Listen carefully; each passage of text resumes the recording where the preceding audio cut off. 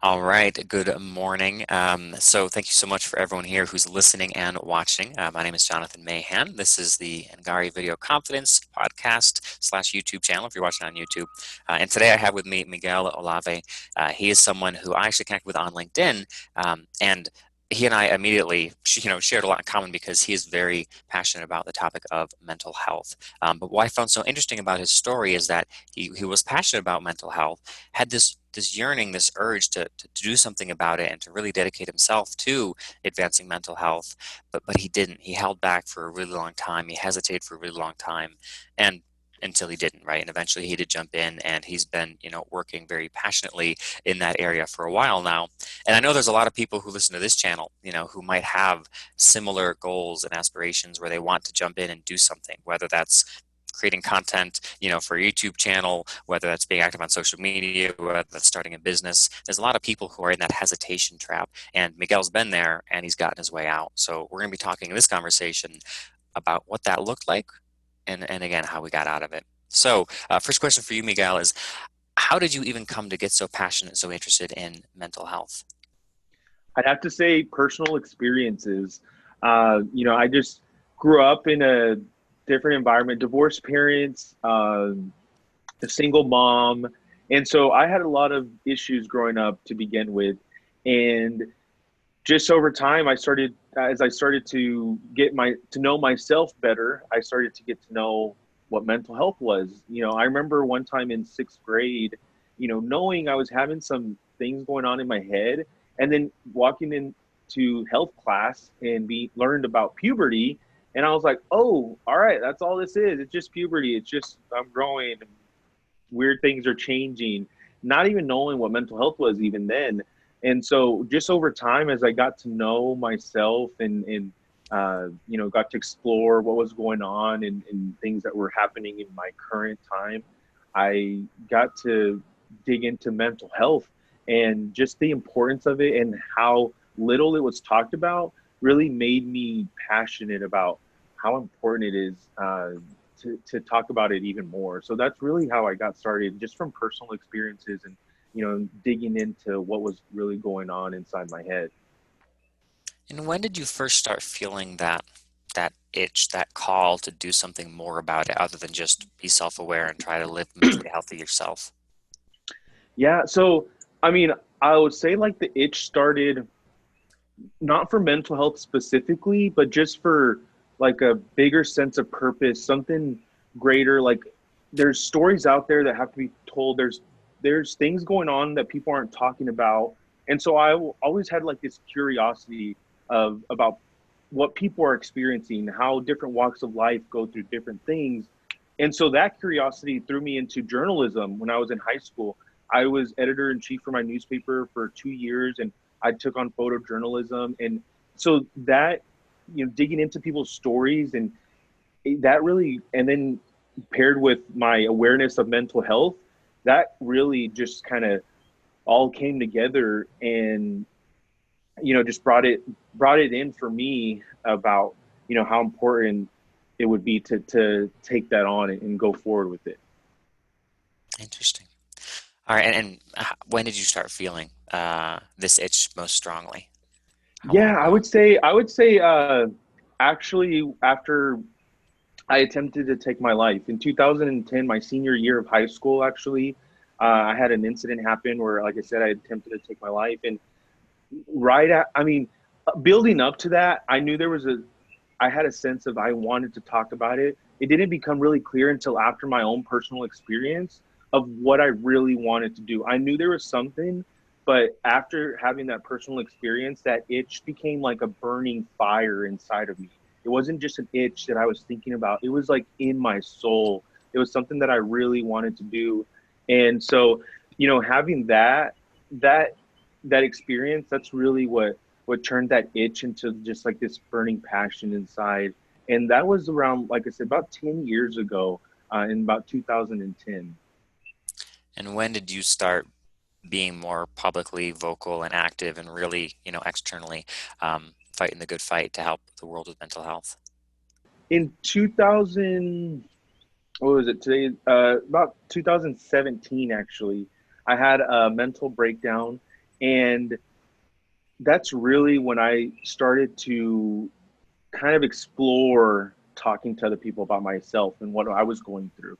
I talked about mental health in general, but from different perspectives and kind of like from a, you know, aerial view down to people. And so it wasn't talking from personal experiences. And so it was after I had that mental breakdown that I really started to dig in deep and started to, you know, take it head on and explore, you know, what could happen from this. So there was about a roughly 7 year span from when that itch first became a burning passion to the point where you really started being public and vocal about it. Um, why do you think you hesitated for so long? I mean, a lot of internal issues, insecurity, self confidence, fear of, you know, how people would react. Actually, after my incident, my attempted suicide, I actually went to my high school teacher, my high school principal. It was months after, you know, I had kind of healed and I was in a better place. I knew I wanted to talk to students more about it. And I talked to my principal at my high school that I graduated from, and I asked, you know, to talk about mental health. I didn't want to give advice, or I just wanted to talk from my experience. And he pretty much told me that, you know, I didn't have the credentials to do that. I didn't have a degree or certificate. And if, you know, a student was suicidal and came to me with issues, I wouldn't know what to do. And so that really, you know, that sinked in really deep. I let that go deep into my, and and so that drug on for me for a long time, you know, in the back of my head, like, I'm not qualified to do this. I'm not a doctor. I'm not a psychiatrist. I'm not a therapist. I don't have nothing to say that's new. There's nothing out here that people who are experienced and who, you know, got those degrees don't already know and haven't already been sharing. And so I think the lack of education for me was a big thing as well, with like again self confidence and, you know, all those internal issues that I was battling. But definitely fear of, you know, how people would react to my story, and, you know, as a man, you know, it was not being raised to talk about emotions. It was hard to kind of put my emotions out there, and so there was a lot of things to overcome for sure. Yeah. So that self-talk, which was I'm not qualified, I'm not credentialed, etc. What did that self-talk have to kind of morph into for you to take action, or did it change at all?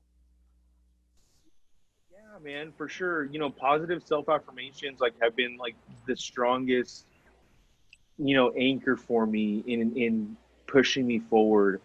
You know, being stuck in my head, it was a lot of negative self talk, of believing, you know, going through those sayings that I have been told before. You know, you don't have credentials, you don't have, and so it took me started to tell myself, hey, your story does matter. People do care about it. You know, experience sometimes is better than, you know, formal education. And so it did take me changing the tone inside of what I was telling myself to really push me forward, um, to look at mental health differently. And so definitely, you know, going from I'm not qualified and to maybe I am qualified. It wasn't a for sure thing. Yeah, I'm qualified. I can do it. You know, I'm in that place now, but before it was like, I'm unsure. I can try it though. It went, so it does, you do have to change the way you talk to yourself. The words that you use to think, the words that you use to describe yourself or situations are so powerful and impactful. Even, you know, just describing a situation to somebody, it goes into your subconscious. And so you have to be really intentional and cognizant about the words that are being used, said, and being thought of too. Like that is really impactful. Yeah.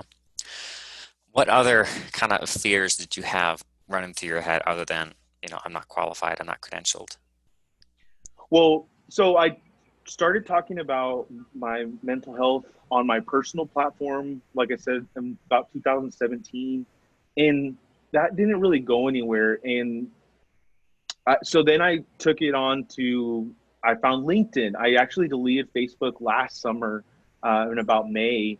And then I got on LinkedIn and started talking about mental health. But the fear there starting to build up. So I had built I had overcome the fear of just getting started, and then I got started, and then the next fear was really like, man, this is a professional platform. Like these are, I don't even know what I'm doing right now. At the time, out in the summer, I mean, I I was waiting tables at the time actually, and so I was like, I don't know what I'm going to do. I mean, there could be possible future employers on here, future clients, future, all kinds of professional people. And what are people going to think about me? What opportunities am I going to miss by being vulnerable and putting myself out there? How often are people going to overlook me, because they think I have, this issue or they think it's a weakness. And so that was a huge fear to overcome. And I'll tell you, man, even to this day, I started doing that in July, and here we are in May, almost a year later, and I still battle with that. There's times where I'll post things. I posted a video last night about of me dancing. It was International Dance Day yesterday, and I literally left it in my drafts for like 2.5 hours. You know, should I do this? Is it professional? Are people going to think something weird? And I mean, that doesn't even have to do with mental health, but my mental health posts to this day, I'm still kind of overcoming the imposter syndrome. Um, what are people going to say about me? Do people, I'm not really, I'm not a qualified. I mean, I haven't spoken in huge auditoriums. I don't have a degree, but still, man, I have people like last night. I had a psychiatrist reach out to me and empower me and encourage me. Like, do keep doing what you're doing. I love what you're doing. Talking to students and all this stuff. And so overcoming that fear was, and still overcoming those fears. I guess those subconscious fears are things that I'm still working on for sure. So, for you, would you say the key to getting started, right? Was the key to getting started, you were able to silence those fears. You were able to go through the right positive affirmations, the right mental exercises, what have you, to silence those fears so they weren't significant anymore, and then you acted? Or was the key for you just acting anyway, even though those fears were as loud as they ever were? Man, I think the last thing you said is really resonates with me. That's really what happened. I mean, because as I said, like even today, some of those fears still I are still lingering, but it's powering through them, and I think it's decreasing their value, not seeing so much value in the fear, not giving it so much power, and realizing that fear is really just in your head. Like you're creating situations a lot of the times that may or may not even happen, and so fear is it's not real. And so you have to tell, I mean, it is, but it's just physically not, a lot of times not real. And we kind of, I feel like we make up the fear a lot of times with our anxiety and stuff. And so definitely powering through that. Um, and here I am talking about maybe it's not real, but you need to power through it. So, I mean, fear is very real, but you just have to learn how to work with it. I think for so long, that's also something that kept me back, is thinking like I had to conquer my fears. I had to overcome my fears before I could step forward. And that keeps us stagnant for so long. I mean, for me, for many years, get it again. 2010 is when I, attempted, and here I am, 2020. Just barely last year did I start talking about it.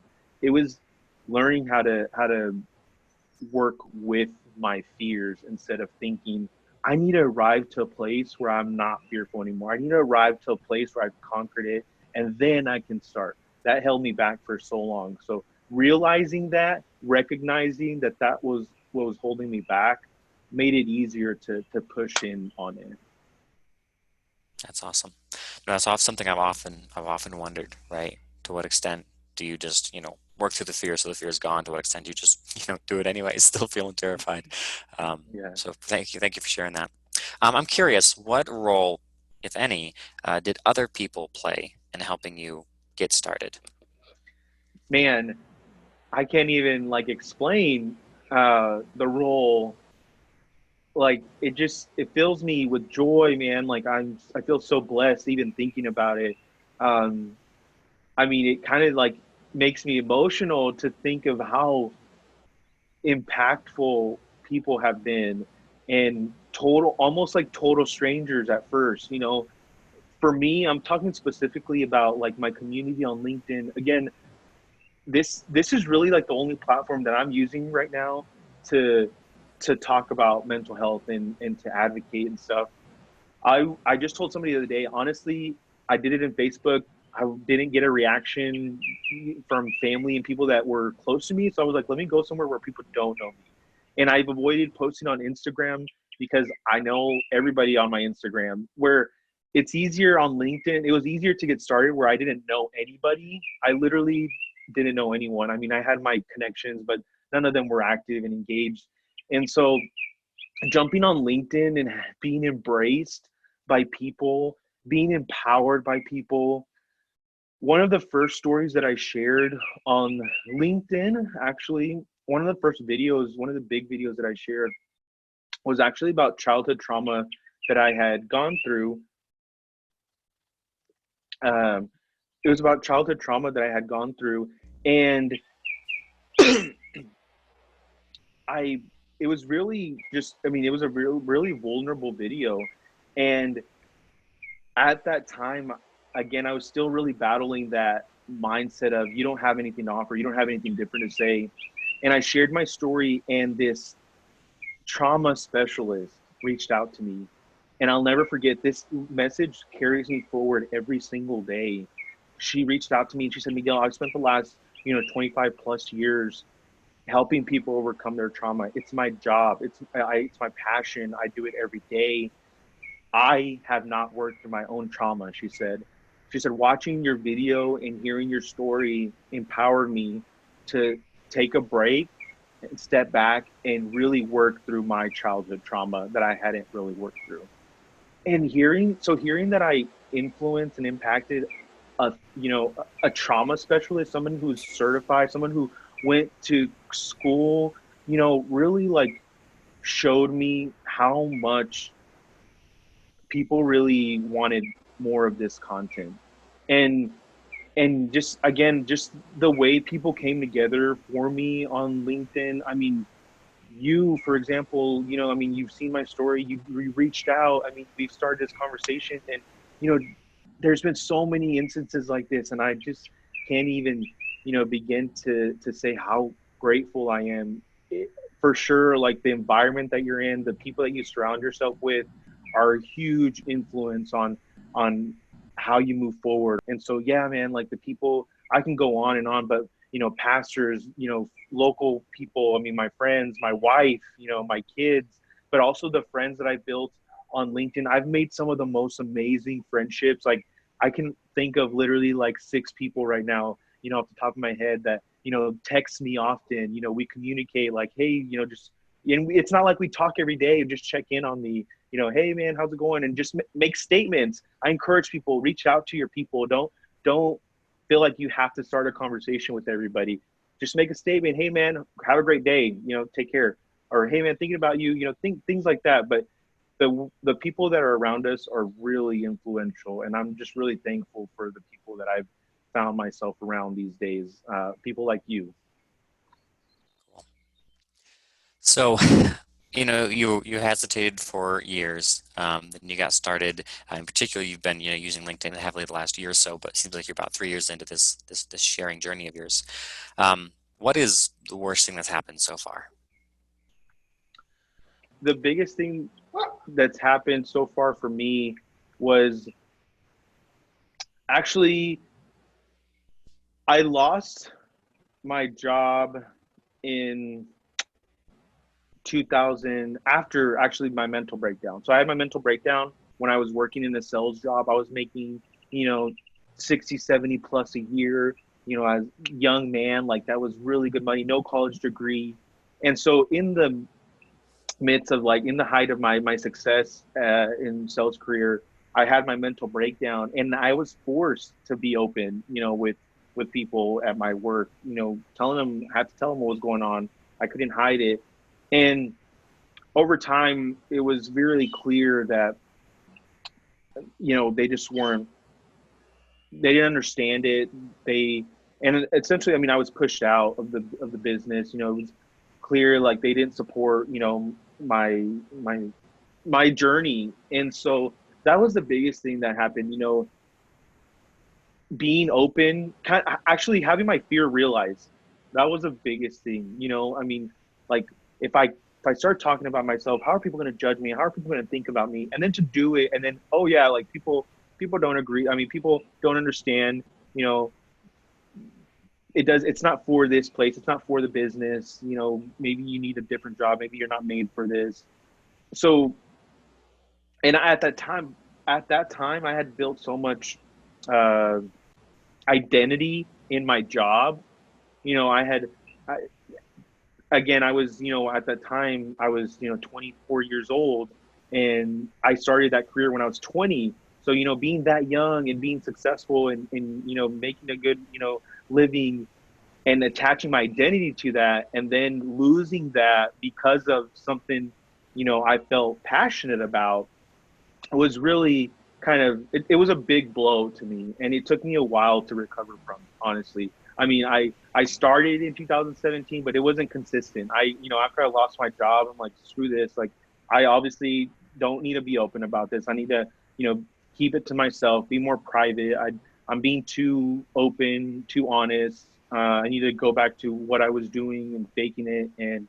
And so that took a long time to work myself out of. But that's definitely been one of the worst things. And I mean, I'm glad it happened though. It's one of the best things that's happened to me too. Yeah, cool. Well, similar question. Since you've got started on this journey, what would you say is the best thing that's happened so far as a result of it?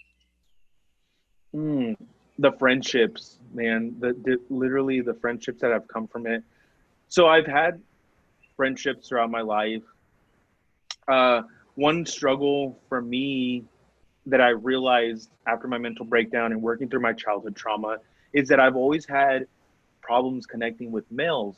And so I've always, all of my friendships with males have always been really surface level. And, it's not deep like they were when we were children. And, you think about the friendships you had when you were a kid, and you were so innocent and just loving and caring. It was a friendship like you would have, with anybody else.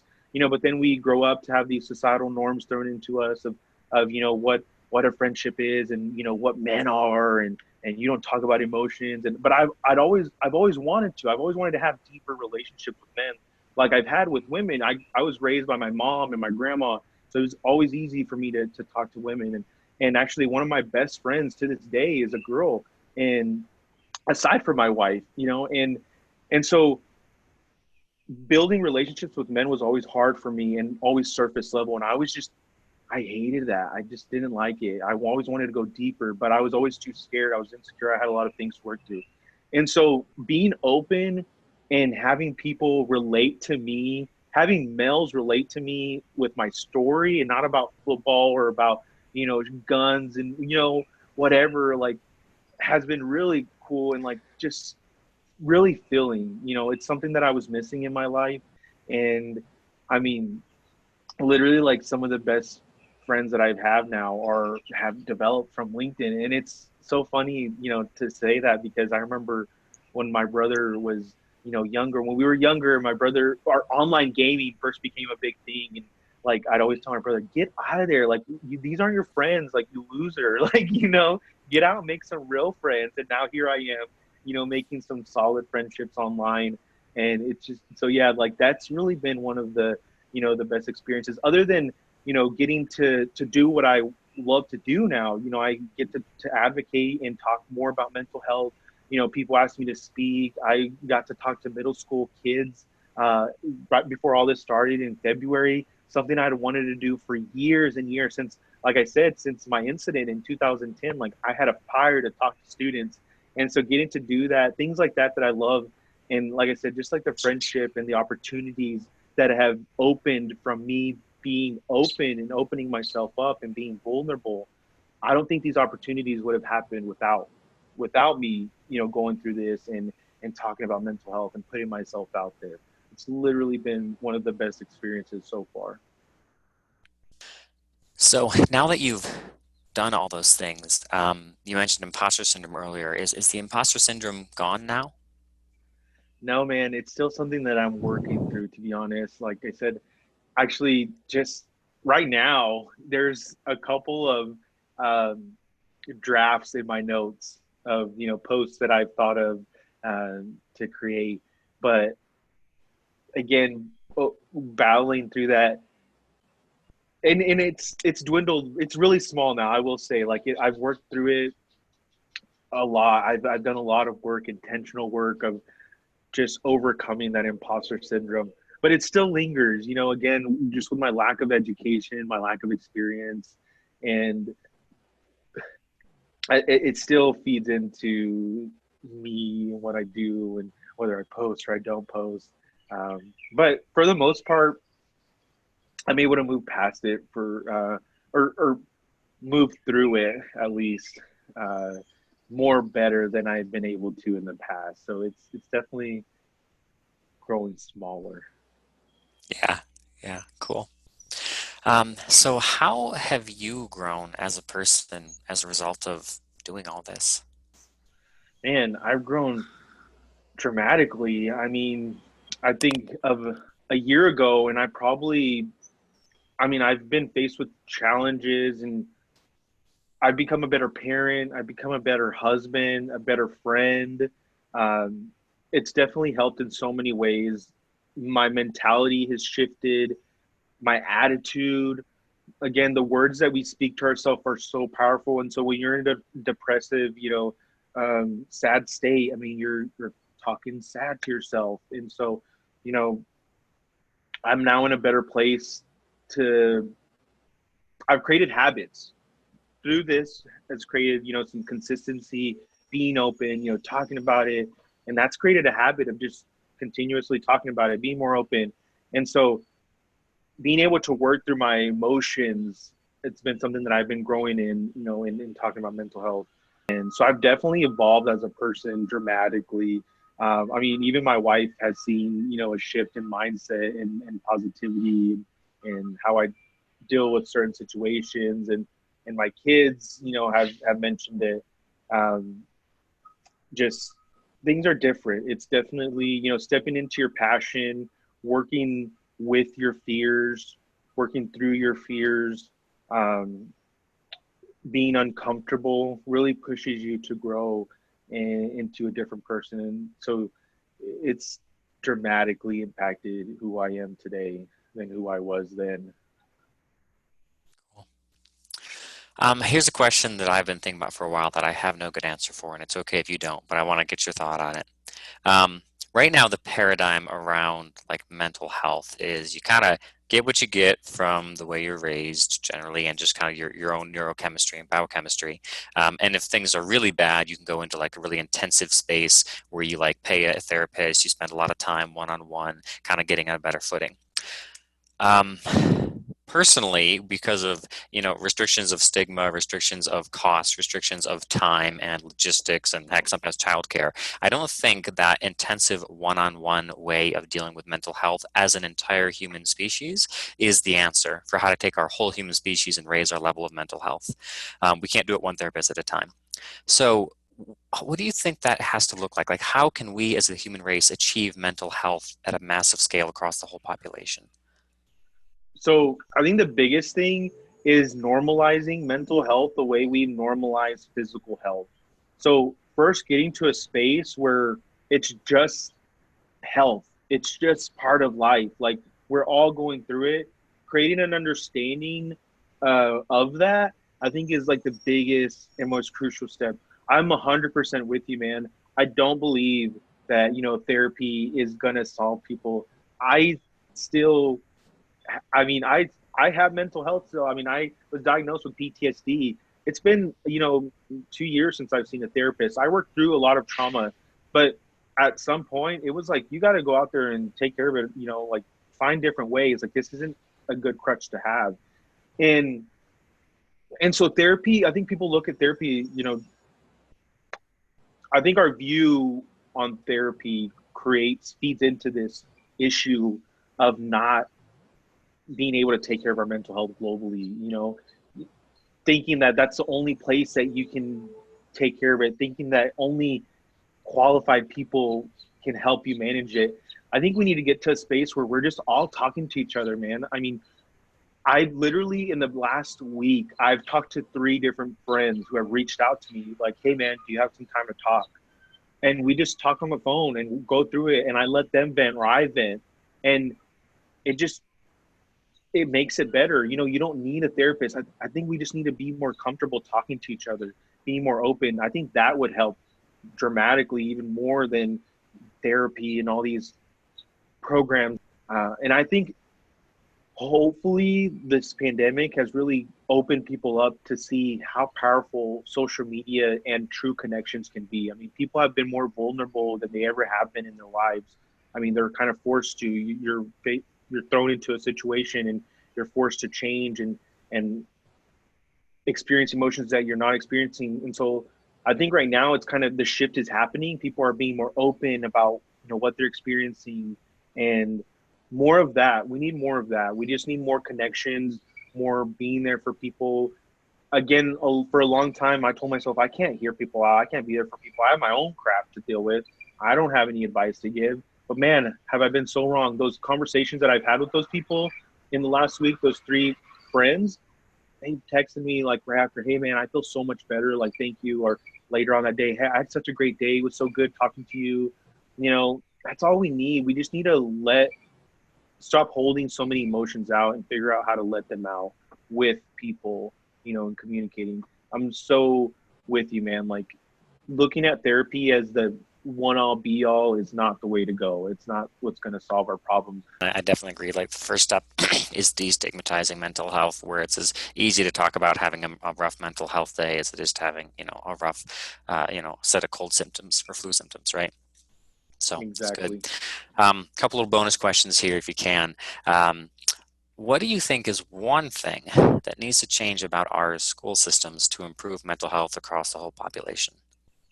Man, the lack of talk of mental health and just explanation. I mean, I remember I told you earlier in the video, how I remember going in 6th grade and knowing something was going on and looking to school because, again, my mom was working full time. I mean, the only people I had was school. And so I looked to school to kind of show me the way, and definitely led me astray and making me believe that it was just puberty and I was just growing and it was everybody's going through this. And then so then I get to middle school high school, and then I'm like, oh well, I remember they said this would happen, like we're transitioning. And so I think that misleading and maybe it's not intentional misleading, but by just talking about physical health, it really misleads people of the importance of mental health, the significance of it in your life, how impactful it is in your everyday life. So for sure, like, we need to address mental health sooner in schools, 5th grade, 6th grade. Man, I've had conversations with elementary students before who know what mental health is. My wife and I, we do teen group at our church on Sundays. And so sometimes, I mean, we'll have kids, we start at 6th grade and up. And so sometimes we'll have kids that are, in 5th grade or 4th grade, and he'll come around and talk to us and have heard conversations that we have with our teens about mental health and stuff. And they're very aware. Kids are very aware, more than we give them credit. I think there's this big parenting flaw where we want to protect our kids and keep them innocent. And there's like this misconception that exposing them to, emotions and mental health is going to either make them weak or make them, or scare them or whatever. Sheltering your kids from the importance of emotions and mental health doesn't help anybody. And it's a big issue of why kids grow up to be so closed off. And, even my younger brother, generations are so different. If you talk to Generation Z kids, like, they really want to be open. Like, those kids, those middle school students that I talk to, they really want to be open. They just want somebody to open the door. They need somebody to just ask the question, and they're ready to let the floodgates, go. We have to start opening those doors and create opportunities for students and schools to start talking about it. I mean, counselors, what, that was a total joke in high school. I mean, I remember literally one time going to my counselor and like, what is this? You're just here to teach me about, pick my class? I thought we were here to counsel and talk about life. And counselors, all the counselors that I encountered, and I've talked to many students, have all felt the same. It's just a total joke. Like, the system that they have for counseling in schools needs to be reimagined, for sure, restructured to be an actual counselor. And they counsel on a lot of academical stuff, not life stuff. We need to focus more on things outside of academics in the school. Cool. Well, thank you so much for your time, Miguel. This was a fantastic interview. I'm sure a lot of people after hearing this are going to want to get in contact with you. So what are the best ways for people to find you? Literally, the best way to find me is on LinkedIn. That's where I'm most active. I'm on Instagram and things like that. But LinkedIn for sure. Shoot me a message, connect with me. I love connecting with people, over following with people, because it just gives me an opportunity to kind of look into people a little bit more and start some dialogue and conversations. So yeah, catch me on LinkedIn anytime.